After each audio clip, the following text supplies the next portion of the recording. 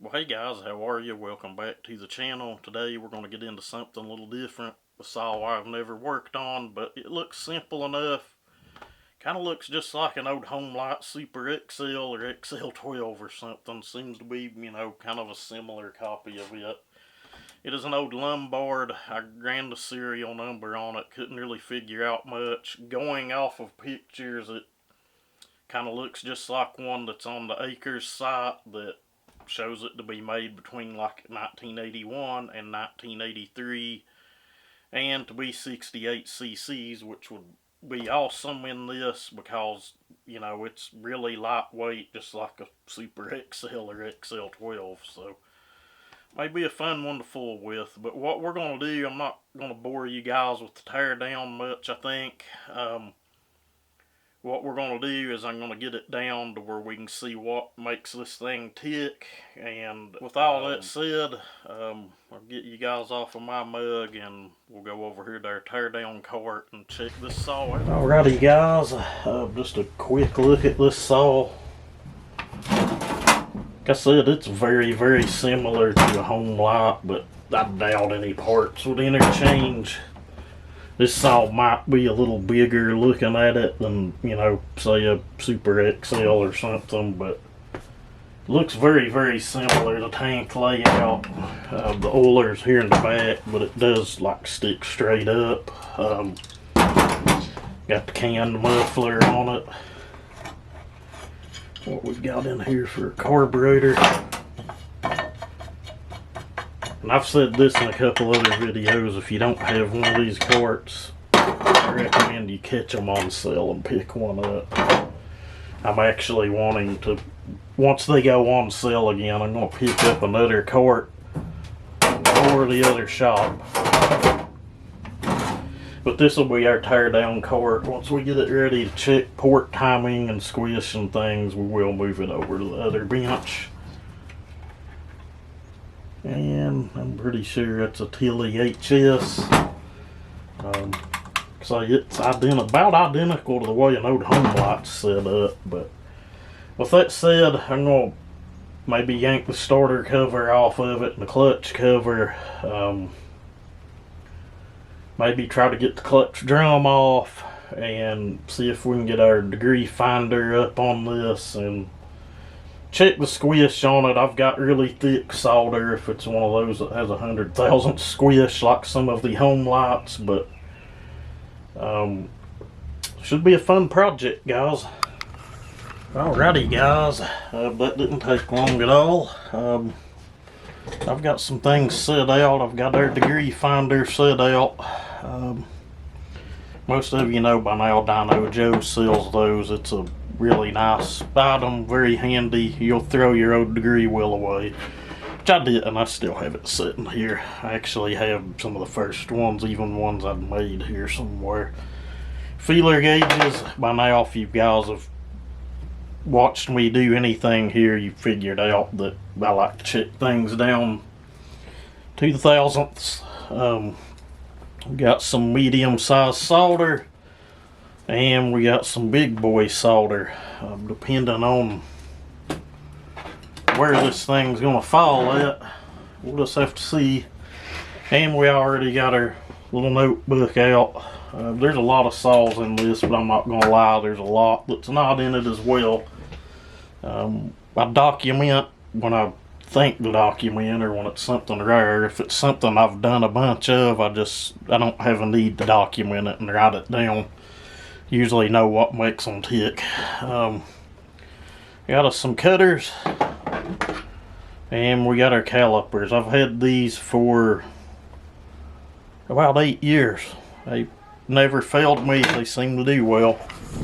Alright guys, let's see if we can get a squish reading on this old girl. We'll fish that into the cylinder. She's resting against the back of the cylinder wall. And we're not touching that at all, so for now we can put that roll back up. And I swear I think this is 100 thou plumbing solder. It may not be quite that thick, but it's up there pretty good. You go to about any local hardware store where you can buy plumbing supplies and get that. I know a lot of guys will twist up solder.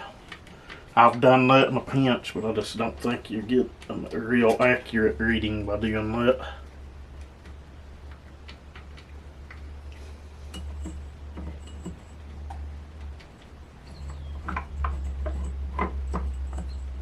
Wow.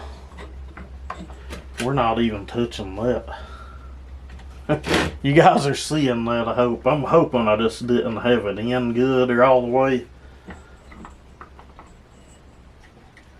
There, we're against the back of the cylinder wall. We are not touching 100 thou solder. Let me do a quick check on that just to see. It could be 80 thou, but I'm pretty sure, guys, that's 100 thou solder.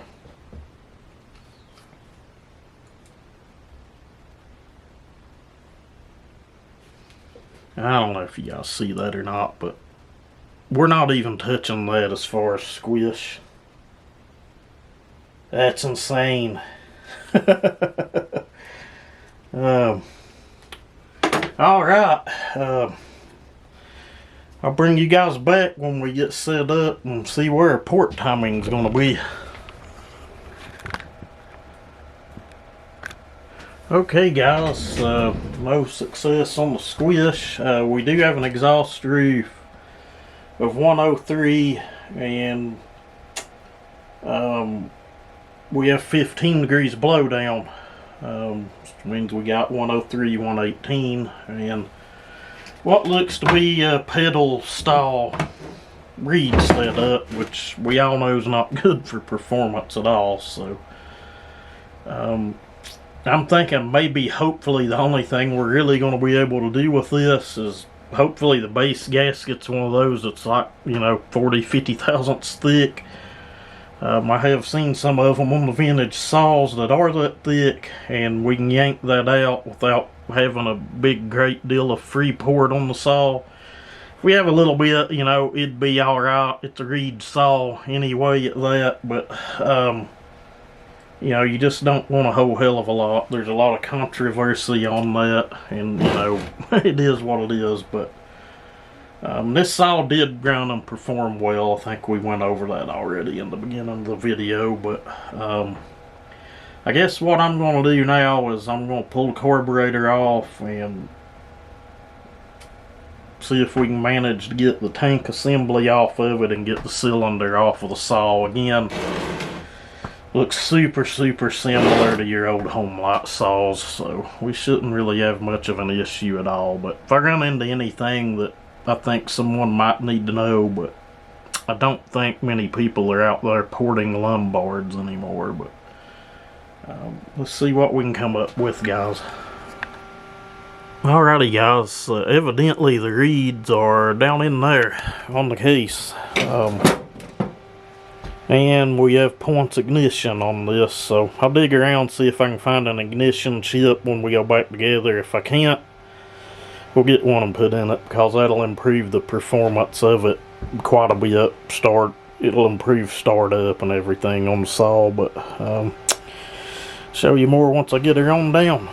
Okay guys, kind of forget everything I said about those pedal reeds and low performance. Piston looks good enough. You know, this thing's almost as old as me, so she's at least 40 years old, going by Acre's sight, and it is indeed the saw I thought it was. Pretty simple to tell. We got a pretty long stroke there. Most of you builders will recognize that, and this piston, I could be wrong, but it looks somewhat longer than what you would see in an old home light, but we'll have to get things cleaned up and make measurements, but it'd be really cool if we get squish dialed in on this thing, get the exhaust roof, get it lowered, and maybe even raise it back a little bit. I don't know yet, but we do have pyramid style reeds, pretty nice ones at that. I'm not going to pull them up out of there because I've already got to make a gasket to go back here, as is the one that was on it ripped. It was really thin anyway, but I've got some should have some nice Velcro gasket material. If not, we'll have to make a trip to one of the 2 rip-off parts stores in my area. Is what it is, but cylinder, I ain't inspected it really close, but I don't think she's looking bad either. I've put old home lights back together that looked horrible, and you'd be surprised at what you can get a ring to seat back in. But this thing actually looks pretty nice, so once I figure something else out, guys, we'll give you an update. Alrighty, guys, it will touch the solder now, but that's about all it'll do. It's not mashing it or anything. It'll just barely bump up against it, and the reading I'm getting off of that's 106 thousandths of squish. So that's where we're at, and that's what I'm going to write down in my little notebook here. Alrighty, guys, if you can see my Sharpie marks at the bottom of that piston, or kind of lack thereof, there's not really any meat much left there to where we could do any machine work without some significant free port, and this thing would need moved a country mile, 70-80 thousandths to get it to where I feel it should be. But don't let that scare you away. It ain't everything on every saw. We do have a big fat dome on this. We got the domed combustion chamber to match. Get out there where you guys can see. And this thing does have like a third transfer port, or hell, you could probably even call it a boost port. I don't know. We've got 6 transfers, we'll just put it that way. So cutting fingers in this would honestly be about pointless in my humble opinion. If anyone's done it on other saws, I'm not knocking it, but there's a time and a place for that stuff, and this thing's pretty choked up on blowdown anyway. 15 degrees of blowdown. It's not like it's needing to relieve a whole hell of a lot of case pressure anyway, but anyway, it did move the port timing, removing the gasket, which it always does. We're sitting at like 105, 120 now on the timing, which is fine. Honestly, what I'm going to do with this is, I'm going to clean up, polish the exhaust port. There isn't a lot of room to widen it, just like on a home light, although I have taken them out a little bit with success and not heard anything. My Super XL that runs so well had quite a bit of work done to the cylinder, and was a worn out cylinder and piston at that. But I think what we'll do is kind of massage the transfers a little bit, maybe widen the upper some, clean them up a little bit. But there isn't really a whole hell of a lot to do with this thing, guys, but we'll do what we can. We'll get it back together, and I'll see if I've got an electronic ignition chip here, and see if we can hot rod an old Lombard. The muffler on it's already opened up pretty daggone good. I think if it had a baffle, someone had already removed it, but I'll show you guys what I come up with. But sadly, this one's not going on the lathe at all. Alrighty, guys, nothing spectacular to show here. Got that exhaust port cleaned up and looking nice. You look at that from the inside. You widen a little bit. You cannot go much on these things. You might be able to see what I've done with those uppers. They are widened, all 6. I kind of brung them out to a point, if that makes sense, with the cutter that I use. I do that honestly on a lot of saws, and maybe you can see I've kind of just opened up the lowers a little bit. I would just say lightly massaged. You can see they could be opened up a whole hell of a lot further, and we actually textured the ports, or what of it we could. And it had like 2 tits off of these that stuck up, and I'm almost certain that's what had the black places in the piston, if I showed that. If not, we'll show it again. It was on the reed side of things, but you can't feel them, you can see them. I ain't at least a little bit concerned about it, but I'm gonna get this thing glued back on and we'll give you guys the final numbers on it. Alrighty guys, we've got her back together. This nut's a pain in the ass to get in there and get started. I don't know why, but I dropped that thing back behind the stud, I know, at least 3 times before I got it to start and go on there, but whatever, none of us are perfect. But what we ended up with after what I'd done to the exhaust port and everything, we started at, 103, we ended up back at 104 after cleaning up, polishing, beveling, all of that mess. And the transfers we left at 120, which is where they fell after the base gasket delete. All I done was lightly wipe those uppers, and I widened them enough to where the cutter that I was using would fit in there, and shaped them kind of the way I do some other saws. Kind of do a Mac 1010 kind of the same way. Seems to work well, may not do a damn thing, but I'm thinking we made an improvement over where it was at. We'll just have to see. But anyway, we're gonna wrap this one up.